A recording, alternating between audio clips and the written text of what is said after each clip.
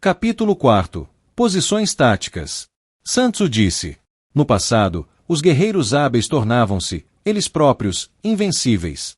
Depois, esperavam as oportunidades para destruir o inimigo. Invencibilidade. Ser invencível depende da própria pessoa, derrotar o inimigo depende dos erros do inimigo. Então, o perito pode tornar-se invencível, mas não pode garantir como certa a vulnerabilidade do inimigo. É por isto que se diz, a pessoa pode predizer uma vitória, mas esta não pode ser forçada.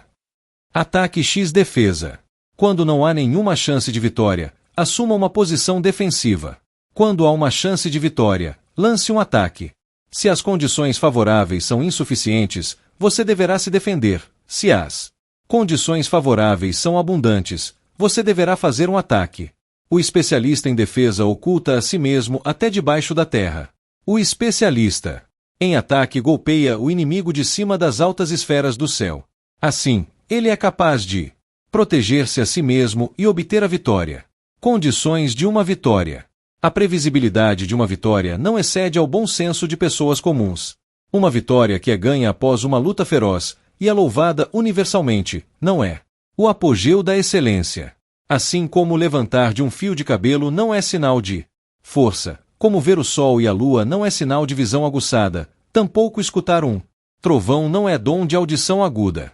Os antigos diziam que o perito na arte da guerra vencia quando a vitória era facilmente previsível. Assim, uma batalha vencida por um perito não traz reputação de sapiência ou crédito de coragem. As vitórias do perito são infalíveis, pois este só combate quando o inimigo já está derrotado e ele destinado a derrotar. Portanto, o perito ocupa uma posição invencível e, ao mesmo tempo, está seguro de não perder nenhuma oportunidade militar para derrotar o inimigo. Assim, um exército vitorioso não lutará com o inimigo até que esteja seguro das condições de vitória, enquanto que, um exército derrotado inicia a batalha e espera obter vitória depois. O perito sempre entende os princípios de guerra e adota as políticas corretas, de forma que vitória estará sempre em suas mãos. Elementos importantes nas regras militares. Há 5 elementos importantes nas regras militares. O primeiro é a análise do terreno. O segundo é o cálculo de força de trabalho e dos recursos de material. O terceiro é o cálculo da capacidade logística. O quarto é uma comparação da sua própria força militar com a do inimigo. A arte da guerra. O quinto é uma previsão de vitória ou derrota. Aplicação das regras militares. Um general excelente terá a sabedoria para entender que, na avaliação do terreno, ele deve verificar as características físicas de um campo de batalha. O cálculo da força de trabalho e dos recursos de material serve para as estimativas da quantidade de provisões. A capacidade logística deve atender às necessidades das provisões. Na balança do poder, um dos pesos é baseado na capacidade logística. A possibilidade da vitória é baseada na balança do poder. Exército vitorioso x exército derrotado. Um exército vitorioso e como um peso de 100 quilos contra um de apenas algumas gramas, ao passo que um exército derrotado é como um peso de poucas gramas se opondo a algumas centenas de quilos. O primeiro tem uma vantagem óbvia sobre o segundo. Um general que dispõe de todo aquele peso e lançar seus homens à batalha e obter a vitória será comparado com a força de águas represadas que se lançam para baixo de uma altura de 10.000 pés. A arte da guerra. Capítulo V. Vantagens. Sun Tzu disse: administrar um exército grande é, em princípio, igual a administrar um pequeno. É uma questão de organização. Dirigir um exército grande é igual a dirigir uma tropa pequena. É uma questão de comando rígido e imparcial. Capacitar que um exército inteiro seja capaz de resistir a um ataque sem sofrer derrota é uma questão de aplicação correta das táticas militares. Ao adotar táticas frontais ou de surpresa, um general assegura que seu exército não sofra derrotas frente ao inimigo. A descoberta dos pontos fortes e fracos permite que o exército caia sobre seu inimigo como uma pedra sobre ovos. Táticas. Durante uma guerra, o general deve adotar táticas frontais, se quiser confrontar o inimigo, e táticas de surpresa, se quiser conquistar a vitória.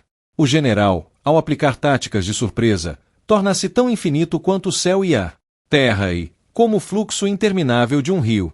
Assim como o Sol e a Lua, ele para, mas logo recomeça como o movimento da natureza. Existem só 5 notas musicais, mas as suas combinações produzem as mais agradáveis e maravilhosas melodias que se ouve. Existem só 5 cores básicas, mas combinadas produzem as cores mais bonitas e esplendorosas que se vê. Existem só 5 sabores, mas sua mistura produzem os gostos mais deliciosos que se provam. Na China antiga, havia 5 notas musicais, isto é, gongo, shan, jue, shi e yu. 5 cores básicas, azul, amarelo, vermelho, branco e negro, e 5 sabores cardeais: azedo, salgado, pungente, amargo e doce. Assim são as operações militares. Existem apenas as operações frontais e as de surpresa, mas suas variações e combinações darão lugar a uma série infinita de manobras. Táticas frontais e de surpresa são mutuamente dependentes e são como um movimento cíclico que não tem nem um começo nem um fim. Quem pode saber sua infinidade, vantagens e oportunidades? Uma torrente que flui rapidamente pode fazer saltar pedras pesadas do leito do rio por causa do impulso forte da água. Um falcão que voa tão depressa quando golpeia pode destruir sua presa, por causa da oportunidade e rapidez de sua investida. Acontece o mesmo com um general, que pode explorar sua própria posição de vantagem e lançar um ataque rápido e afiado. O potencial dele é como um arco, completamente esticado, que lança, no momento preciso, a flecha certeira. No tumulto de uma batalha, o seu exército permanece calmo. No caos da guerra, onde as posições mudam constantemente, ele permanece invulnerável. Exploração das vantagens. A desordem nasce da ordem, covardia origina-se da coragem e a fraqueza nasce da força. A ordem e a desordem dependem da organização e da logística, a coragem e a arte da guerra. A covardia dependem das circunstâncias ou da vantagem estratégica, a força e a fraqueza dependem das disposições. Então, se o comandante deseja que o inimigo se movimente, ele se mostra. O inimigo certamente o seguirá. Se ele quer atrair o inimigo, ele ilude, apresentando algo lucrativo para o inimigo, e o inimigo por certo acreditará. Assim, o comandante oferece ao inimigo pequenas vantagens, mas o espera armado e com toda a sua força. Estratégica. Um general qualificado em assuntos de guerra explora sua vantagem estratégica e não a pede aos seus homens. Assim, esse general deve saber selecionar os homens certos e explorar uma situação favorável. Quem explora a vantagem estratégica dirige seus homens como se fossem troncos ou pedras. A natureza dos troncos ou pedras é permanecer impassível se o solo é plano, ou rolarem se o solo está inclinando. Se eles são quadrados, tendem a parar. Se são redondos, tendem a rolar. Assim, a vantagem estratégica do comandante pode ser comparada a uma pedra redonda que rola por uma montanha íngreme de 10.000 pés de altura. É este o significado de vantagem estratégica.